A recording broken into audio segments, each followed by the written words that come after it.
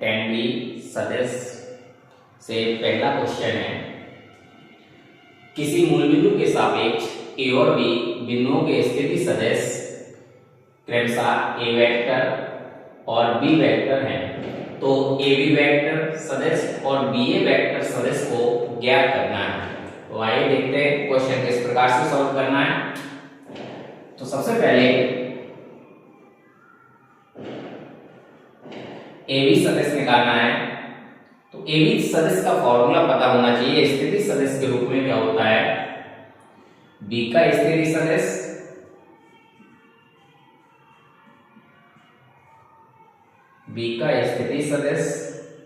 फिर माइनस ए का स्थिति सदिश।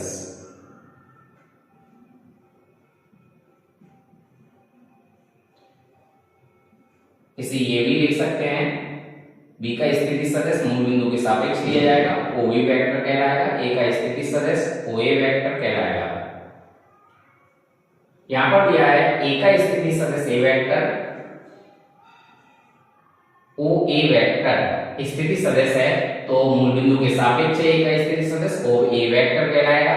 इक्वल में दिया है A vector, O B vector दिया, बी का स्थिति सदिश B vector equal B vector. यहां पर वैल्यू पुट कीजिए, ओ बी वेक्टर की value B vector, O A vector की वैल्यू ए वेक्टर। ये हो गया ए बी वेक्टर, ये इसका आंसर हो गया। अब दूसरा आंसर फाइंड करना है आपको, बी ए वेक्टर।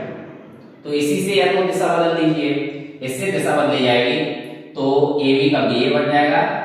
यहां पर आ गया, जब माइनस आ जाएगा तो बी वेक्टर माइनस ए वेक्टर और माइनस से मल्टीप्लाई कर दिया जाएगा तो भी फाइंड हो जाएगा। या इसी से फॉर्मूला बोलिए, फॉर्मूला हो जाएगा O A vector minus O B vector.